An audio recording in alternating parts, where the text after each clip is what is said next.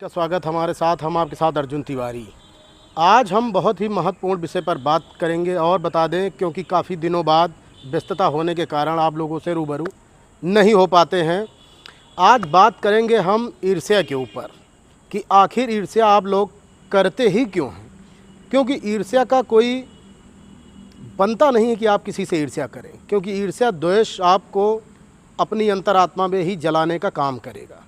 आपके अंदर हीन भावना उत्पन्न होगी।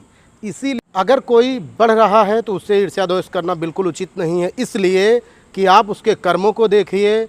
आप उसका मुकद्दर नहीं बन सकते, नसीब नहीं बन सकते। लोग कहते हैं कि कर्म ही प्रधान है, कर्म ही पूजा है, लेकिन मुकद्दर और नसीब जो कहा गया है वो ज़रूर होता है और लोगों के साथ वो जुड़ा भी रहता है।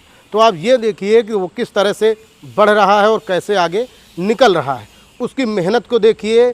और आप लोगों को बताना चाहेंगे कि अगर आपका वो मित्र है तो जब वो कामयाबी के रास्ते पे जाएगा, वो आपकी मित्रता सलामत रहेगी और कोई दोष आपके अंदर नहीं होगा। तभी आप उसके साथ जुड़ पाएंगे और वो भी आपके लिए कुछ ना कुछ ज़रूर कर पाएगा।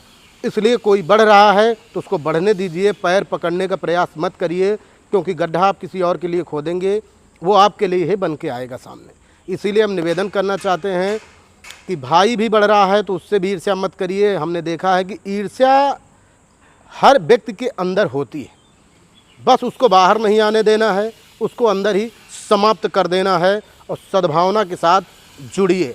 हमने देखा है कि अगर आपकी मित्रता किसी से होती है, मित्रता है, साथ है, वो आगे बढ़ रहा तो दिल ही दिल, मन ही मन, ये बात कहीं ना कहीं आती है कि वो इतना आगे ज़्यादा बढ़ रहे हैं। तो आप भी प्रयास करिए, अपनी मेहनत लगन के साथ, ईमानदारी के साथ काम करिए।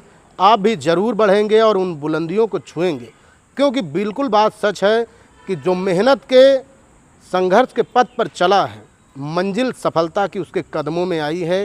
इतिहास गवाह है इस बात का। तो इसीलिए ईर्ष्या दोष किसी से मत करिए। खुश रहिए, स्वस्थ रहिए, ऐसी मेरी शुभकामनाएँ हैं। क्योंकि हमने भी देखा है कि अगर आप किसी अच्छे कार्य के लिए बढ़ रहे हैं तो उसमें अनेक बाधाएं आपके पास आएंगी, लेकिन उन बाधाओं को दरकिनार करते हुए आप अपनी इच्छा शक्ति के साथ संघर्ष के पथ पे लगातार चलते रहिए, सफलता आपको ज़रूर मिलेगी। और बता दूं, धैर्य एक ऐसा शब्द है जिसने भी रखा है, संतोषम परम सुखम, जिसने संतोष किया है उसको सुख मिला है, और जिसने नहीं किया उसका परिणाम दुर्भाग्यपूर्ण रहा। इसीलिए निवेदन करते हैं कि एक दूसरे से प्रेम करिए, क्योंकि सीधी सी बात है कि क्षणिक जीवन हमारा आपका ये है। कौन सी मुलाकात आखिरी होगी, कौन सी ऐसी सुबह होगी कि जिसके बाद फिर शाम न होगी, और कौन सी ऐसी शाम होगी उसके बाद फिर सुबह न होगी।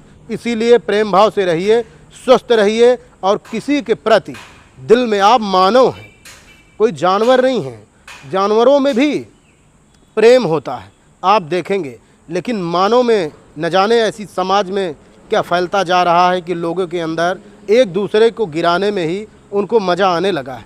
हमारा समाज ऐसा नहीं था, ये कैसे बन गया है, इस पे विचार करना, स्वस्थ रहना, खुश रहना। अर्जुन तिवारी, नमस्कार।